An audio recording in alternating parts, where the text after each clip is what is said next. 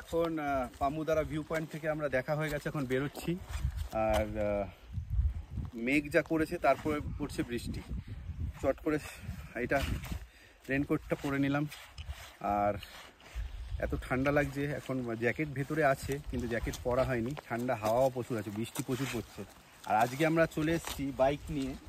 আর এতদিন আমরা যে আমার নিজের পার্সোনাল বাইক নিয়ে এই পাহাড়ে ঘুরতে আসতাম, এই প্রথমবার বাইক ভাড়া করে এনেছি।